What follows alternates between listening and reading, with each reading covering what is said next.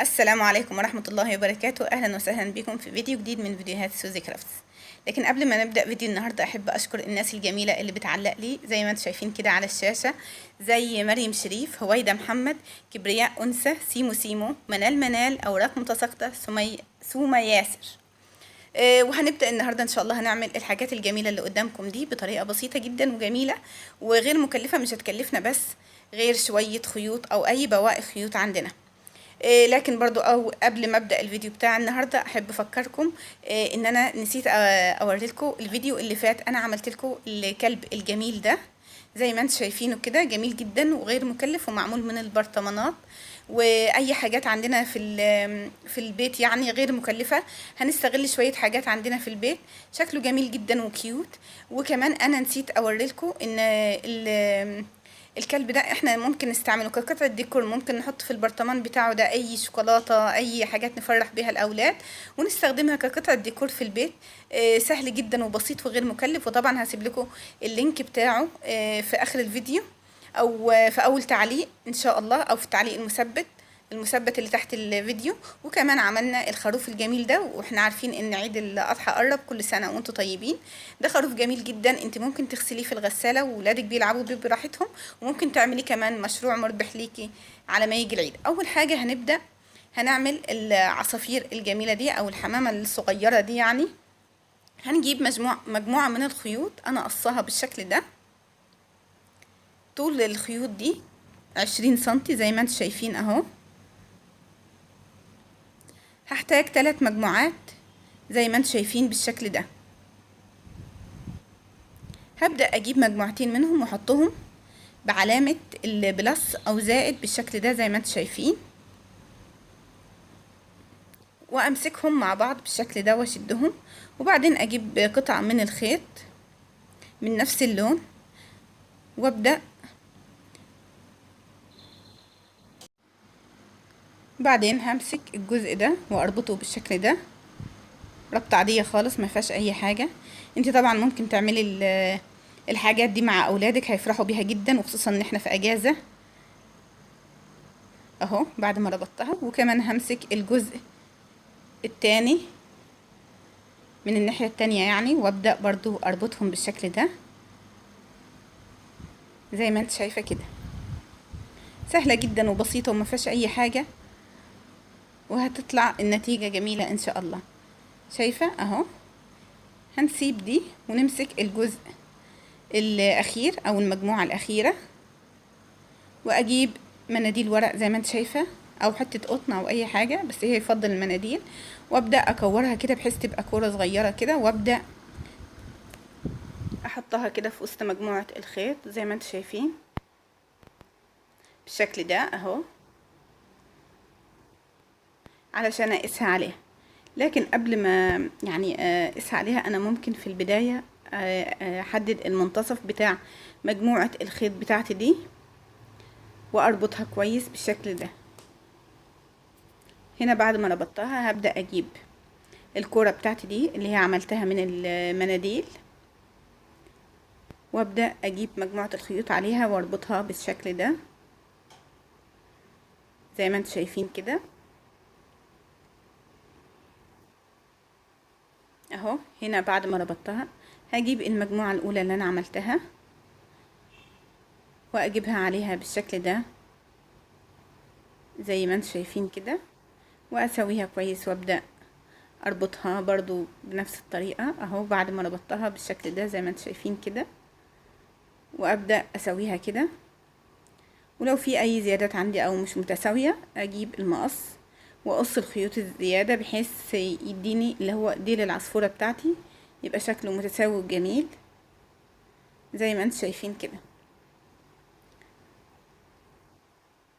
بعد كده ابدأ اجيب ممكن اجيب العيون الجاهزة دي وابدأ احطها هنا بالشكل ده، هيبقى شكلها جميل. العيون دي متوفرة في كل المكتبات او المحلات اللي بتبيع الحاجات يعني اللي هي مستلزمات الخياطة والاشغال اليدوية.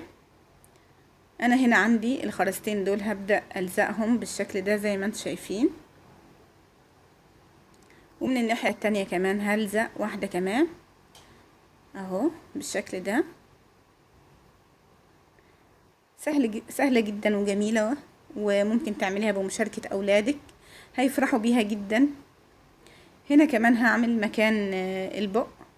أنا هقص هنا مثلثين صغيرين جدا زي ما انتم شايفين كده بالشكل ده، وابدأ ألزقهم زي ما انتم شايفين كده مع بعض من الطرف العريض أو القاعدة بتاعة المثلث يعني. اهو بلزقهم لزقة صغننة جدا، هم علشان صغيرين بيلزقوا في ايديا. اهو عملت زي شكل المنقار او البق بتاع العصفورة بتاعتي، هيبقى بالشكل ده. شكله جميل جدا وسهلة جدا ومتوفرة، وممكن تعملها بأي خامات عندك. وابدأ احطها هنا في مكان البق زي ما انتم شايفين بالشكل ده. اهو العصفورة بتاعتي خلصت، بقى عندي 2 شكلهم جميل جدا، وممكن استعملهم كمان ان انا ممكن اعمل شكل جمالي. بعد كده هبدأ اعمل في الكتكوت الجميل ده. هجيب الخيط زي ما انتم شايفين، ده خيط صيني. هو يعني جميل في الاشغال اللي زي كده، لكن لو هتشتغلي حاجة كروشيه او تريكو طبعا لا يفضل. هبدأ الف الخيط ده على صوابعي. هجيب الخيط بتاعي كده والفه على 4 صوابع بالشكل ده زي ما انتم شايفين، لغاية ما اعمل مجموعة كبيرة كده زي ما انتم شايفين كده بالشكل ده. دي اسهل طريقة طبعا عمل كرات البونبون او كرات الصوف زي ما انتم شايفين بالشكل ده. وهقص قطعة من الخيط وابدأ احط المجموعة اللي انا عملتها من الخيوط اللي لفتها على صوابعي، واربطها من المنتصف بالشكل ده ربطة كويسة. وبعدين هبدأ اقص المجموعة دي كويس كده زي ما انتم شايفين كده بنفس الطريقة دي كده اهو. واخلصها كلها، وبعدين هبدأ اساوي كل الخيوط بتاعتي دي علشان تبقى متساوية. انا ممكن اجيب قطعتين من الكرتون زي ما انتم شايفين، مقاسهم اصغر من مقاس الكرة اللي انا عاملاها دي، هي علشان تطلع لي المقاس متساوي بالظبط. ما انتم شايفين بالشكل ده اهو، طلعت متساوية معايا جدا. هبدأ اكورها بايديا بالطريقة دي علشان تبقى متساوية، ودي هتبقى الجزء اللي تحت بتاع الكتكوت بتاعي زي ما انتم شايفين كده. هبدأ اعمل في الجزء اللي من فوق، بعمل كورة صغيرة. بجيب برضو الخيط بتاعي، وبدل ما اعمله على ال4 صوابع هعمله على 3 بس زي ما انتم شايفين كده بالشكل ده. وهي خلصت معايا زي ما عملت الكرة الاولانية، عملت الكرة التانية بالشكل ده زي ما انتم شايفين.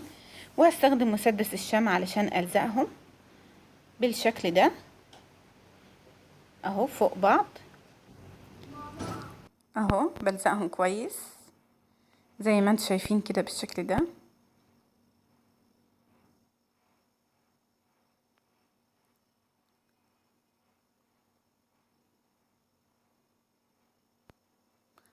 اهو بعد ما لزقتهم زي ما انتم شايفين كده، هبدأ اجيب العيون اللي هي بتتباع جاهزة زي ما قلت لكم قبل كده. ممكن استخدم العيون دي، وممكن كمان استخدم الخرز الصغير الصغير ده اللي لونه اسود. لو مش عندك ممكن لو عندك خرز صغير اي لون ممكن تلونيه باي حاجة، حتى لو بالاكلادور او المونيكير يعني. وهلزقهم بالشكل ده علشان هما اللي هيبقوا عيون الكتكوت بتاعي زي ما انتم شايفين كده بعد ما لزقتهم. وبعدين برضو هعمل مثلثين صغيرين كده والزقهم مع بعض زي ما عملنا عند العصفور، بس المرة دي هعملهم لونهم اورنج شوية كده. هبدأ الزقهم في كأنهم هيبقوا يعني المنقار بتاع الكتكوت بتاعي. وبعدين انا قصيت الارجل بتاعة الكتكوت بالشكل ده، انت بترسميها على الظهر الفوم، وبعدين تبدأي تقصيها بالشكل ده، وتقصي منها 2 طبعا. وبعدين هتعمليها بالشكل ده، تلزقيها فيها اهو زي ما انتم شايفين بالشكل ده. وبعدين ممكن نعمل فيونكة كمان لي. انا عملت هنا لان دي عاملاها بنوتة كده، فعملت لها فيونكة على شعرها. انا دي هعملها كأنها ببيونة زي ما انتم شايفين كده.